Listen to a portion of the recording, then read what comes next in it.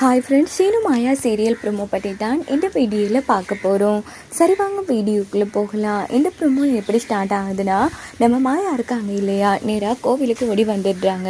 அப்படின்னு பார்த்து தானா கையில் இருந்த பொட்டில் வந்து கீழே தள்ளி விட்டுட்டு தானா கண்ணத்துலேயே அடிச்சிடுறாங்க. இப்போ நீ எதுக்கு என்ன அடிச்சு, எதுக்காக என்ன தடுத்து நிறுத்தினா அப்படின்னு போது, எதுக்காக தானா இப்படி ஒரு முட்டாள்தனமான முடிவினையும் எடுக்கிற, அம்மா கொஞ்சம் கூட பெரியம்மா பெரியப்பாவை யோசிச்சு பார்க்கவே மாட்டேன் அப்படின்னு சொல்லி மாயா வந்து வெளுத்து எடுத்துட்டு இருக்காங்க. தனாவை போதும் மாயா, நிறுத்து, என்ன நாடகம் போடுறியா? இன்னைக்கு என்னோட இந்த நிலைமைக்கு முழுக்க காரணம் அது நீ மட்டும்தான். நீயும் அந்த கதிரும் என் வாழ்க்கையில இப்படி ஒரு விளையாட்டு விளையாடாம இருந்திருக்க.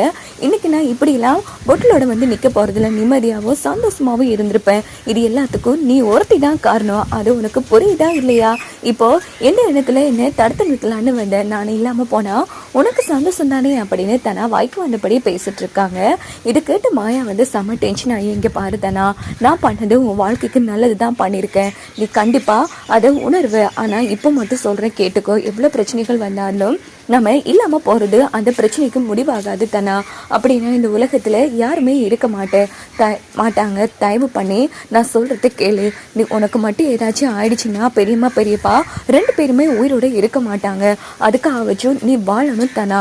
தயவு பண்ணி வா அப்படின்னு சொன்னதும் தானா வந்து ரகுராமையும் ஜானகியும் யோசிச்சு பார்த்துட்டு நேராக மாயா கூட கிளம்புறாங்க. அங்கே பார்த்தோன்னா ஜானகி தானாவை பார்த்துட்டு, தானா உனக்கு ஒன்றும் ஆகலைல்ல, ஏண்டி இப்படி ஒரு முடிவெடுத்தேன்? ஏண்டி உன் அம்மா அப்பாவை பற்றி யோசிக்கவே மாட்டியாடி?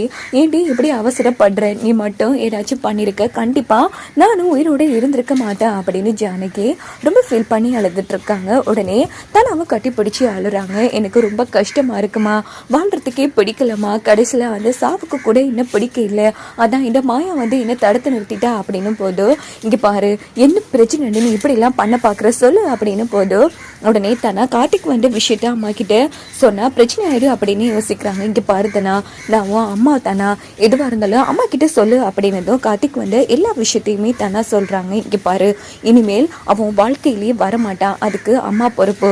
இனிமேல் இப்படி தப்பான முடிவெல்லாம் எடுக்க மாட்டேன்னு அம்மாவுக்கு சத்தியம் பண்ணி கொடு அப்படின்னதும் தானாவும் சத்தியம் பண்ணி கொடுத்துடுறாங்க. இந்த பக்கம் பார்த்தோன்னா நேராக சிவா வந்து தானா, நீ ஃப்ரெண்ட் வீட்டை போனியான்னு அண்ணி சொன்னாங்க, உன்னை அண்ணன் பார்க்கணுன்னு சொல்லியிருக்காருமா, வா அப்படின்னதும் நேரா தானா வந்து ரகுராம் ரூமுக்கு வராங்க. அப்படின்னு பார்த்து ரகுராம் துடிச்சு போயிடுறாங்க. தானா வந்துட்டேம்மா, எங்கம்மா போனேன் அப்படின்னு போது, இங்கே பக்கத்தில் தான்ப்பா ஃப்ரெண்ட் வீட்டா அப்படின்னதோ, ஐயோ என் உசுரே போச்சுமா, உனக்கு ஏதோ ஆகிற மாதிரி கெட்ட கனவு வந்துச்சுமா, அதான் உனக்கு என்ன ஆச்சு ஏதாச்சுன்னு பதறி போயிட்டேன் அப்படின்னு போது, எனக்காக இவ்வளோ துடிச்சு போகிறீங்களேப்பா நீங்களும் அம்மாவும். நல்ல வேலை மாயா காப்பாத்திட்டா, இல்லைன்னா என்ன ஆயிருக்கும்? மாயா சொன்ன மாதிரி அம்மாவும் அப்பாவும் ஏதோ தப்பான முடிவெடுத்திருப்பாங்களே அப்படின்னு தானா வந்து யோசிக்கிறாங்க. தானா, என்னம்மா நான் பட்டு பேசிட்டு இருக்க, நீ அமைதியாக இருக்கா? ஐயோ அப்பா, அதெல்லாம் வெறும் கெட்ட கனவுதாப்பா, எனக்கு ஒன்றும் ஆகாது, நான் உங்களை விட்டு போகவும் மாட்டேன் அப்படின்னு தானா வந்து ரகுராமா ஆறுதல் படுத்துறாங்க.